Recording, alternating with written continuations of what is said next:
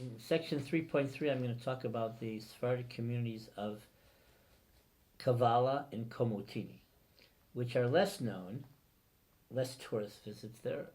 It's farther away, but of course they have an active Jewish community. Kavala was a little bigger. Komotini is farther away. It was smaller. Both of them are towns which developed because of the tobacco industry. In Komotini, but for every 2 Jews, there's 3 organizations. Komotini had everything. There are only 1,000 Jews there, and they had, if you look in the archives, many organizations, many movements, and hardly any Jews there, but they were very active. In Turkish, Komotini was called Gumuljina. It's a city in northeastern Greece in the region of Thrace. Jewish settlement is known there from the early 16th century, when, according to a population census, the Jewish community numbered 100 people or 25 heads of households. The first settlers came from Edirne and later Salonika. Edirne is in Turkey today. It's also a big Sephardic center. And the Jewish community, primarily Sephardic, existed until the Bulgarians deported the Jews in the city, to Treblinka in World War II in the Holocaust, where they all died. When Nathan of Aza, the follower of the false messiah Shabtai Tzvi, fled from Edirne and Ipsula, he found refuge in Komotini with the Sabbatians. He was driven out of the city by the opponents of Sabbatianism, who placed a cherem, an excommunication, against him. A synagogue immediately outside of the city walls existed from the 18th century. In 1786, the Jews were victims of an attack by a Turkish army rebel, and a small force were revolted. They attacked the walled city, locked themselves in, and forced the Jews who lived within the walls to collaborate with them and shoot at the army. They had to feed the captives and break the Sabbath. The Chacham Yaakov saved the community by bribery, and the Jewish women cared for the wounded insurgents. The Jews escaped prosecution from the authorities also by bribery, and on the 22nd of Elul, there was a commemoration day of which they did not work. An unfinished hymn was composed by Rabbi Daniel de Avila. In the 1860s, the Karaso, Abravanel, Nachmias, and Molcho families of Salonika settled in Komotini. In the 1880s, the Jews lived within the walls, and the gates were locked at night. According to legend, in 1888-1899, the Jews did not live in the city, but came daily as traders from Drama and elsewhere, and were only permitted to live inside the walls after the sick wife of a Turkish official could not find a Jewish merchant who sold natural medicines, and he allowed them to live there on condition they'd reside in the city permanently. 70 houses in the Turkish quarter were allocated to them, and they were given permission to build a city inside the walls. We only know of one synagogue there, and it was a abandoned wall, and it collapsed, so there's no trace anymore of Jewish life in Komotini. In 1807, the Jewish community numbered 200 families.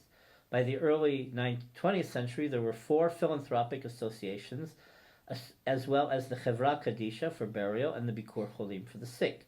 Since Jews were not admitted to Greek Orthodox schools, a Jewish school was founded in 1889, but it closed down shortly afterward due to financial difficulties. A boys' school was established in 1899, and a separate girls' school was also founded. A co-educational school was founded in 1910, which received assistance from the Alliance Historique Universelle. In 1912, it had 246 students. The community was under Bulgarian rule from 1912 to 1922.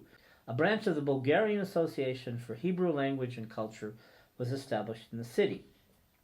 When Turkey ceded Thrace and Komotini became Greek, the Jews had to designate 3 buildings to house refugees. In 1928, the community numbered 1,159 people. New organizations included the Cercle Israelite, the Women's Volunteer Rofei Cholim, and the Zionist Achdut and Bnei Israel. In 1934, Mayor Dassa sat on the local municipal council. In November 1940, after the commencement of the Albanian campaign, the government sequestered the Jewish school. In April 1941, the Bulgarians annexed Thrace. In early 1942, Jewish youth were seized for forced labor. The Bulgarians ran a harsh and violent occupation. While some, 28, escaped, most of the Jews were arrested on the 4th of March 1943 and transported in 20 open train cars to the notorious Dupnica transit camp in Bulgaria, and then dispatched from Lom by boat via the Danube en route to Treblinka. The Jews from Komotini and Kavala on the Karageorgi boat were shot by the Bulgarians and the Germans, while 3 other boats, of which one held Komotini Jews, arrived in Vienna, and from there the Thracian Jews were sent to Treblinka, where they were gassed immediately upon arrival. The Bulgarians confiscated all the Jewish property and possessions. Only 18 Jews returned to the city, left with nothing. Most did not stay, left for Athens and the United States or Israel. The synagogue, which had been used as a stable during the war, was returned but served as a storage facility until 1980. In the early 1990s, the roof collapsed and the municipality tore down the structure in 1994. Here we have the photos of the city of Kavala and the port and the harbor. Okay, this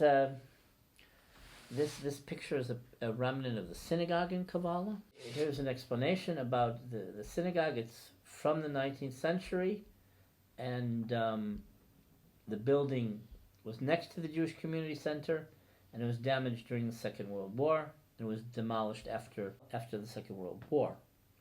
This is a memorial to the Jews of Kavala who perished in Treblinka. Kavala is in Macedonia.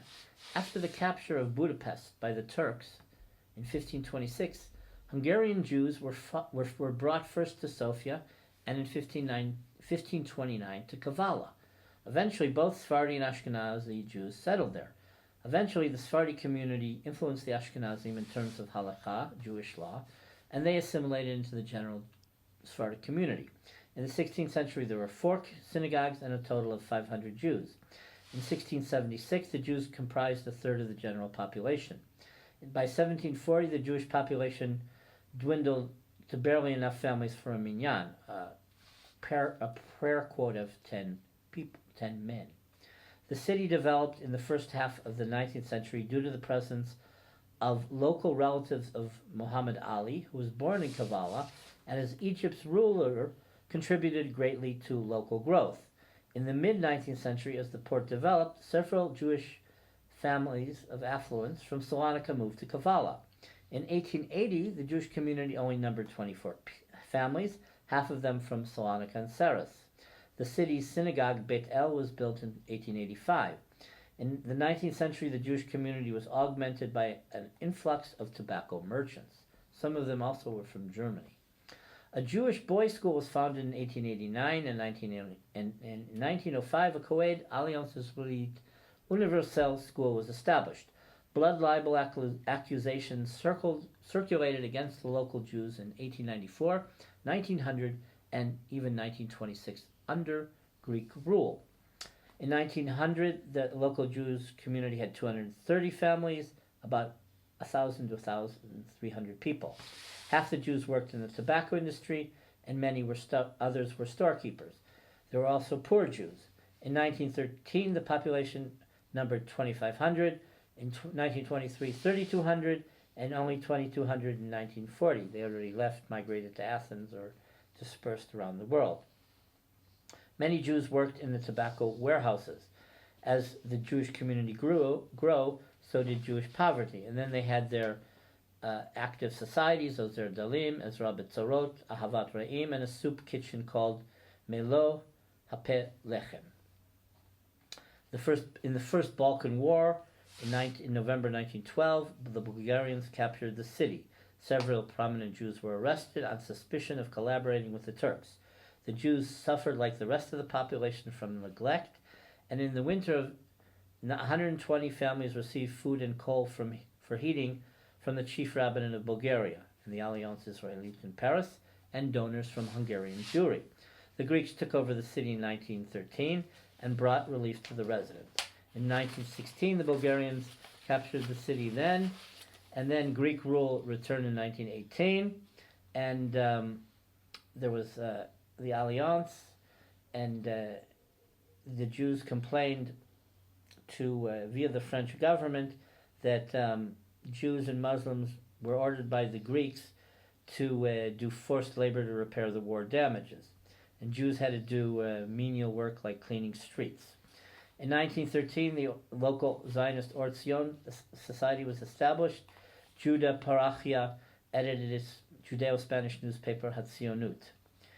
As early as 1921, there were accounts of the Greek government forcing Jews to work on the Sabbath, forcing them to take Sunday as the day of rest. In Kavala, as opposed to many other cities where Jews protested, many Jews opened their businesses, including the president of the Jewish community himself. The community suffered from the World Depression in the 30s. In 31, there were 200 unemployed tobacco workers. We'll just jump here. In 41, under Bulgarian occupation, the Jews were pressured to assist the Bulgarians against the Greeks, but resisted. In retaliation, the Bulgarians, guided by the Nazis, applied the racial laws in 1942. In 1942, hundreds of young Jews were sent to forced labor, and then in early 1943, another group of 42 was sent to Bulgaria. Because of that, they escaped deportation. On March 3rd, 1943, 1,800 Jews were arrested and later deported to Treblinka. Some of the Jews on the Karageorgi were also from Kavala, and they died and were shot in the Danube River. In 48, the Jewish population numbered 42. In 67, there were 47 Jews living in Kavala. By the 21st century, the last 3 Jews remaining had passed away, and their children moved away, but the Jewish cemetery remains intact.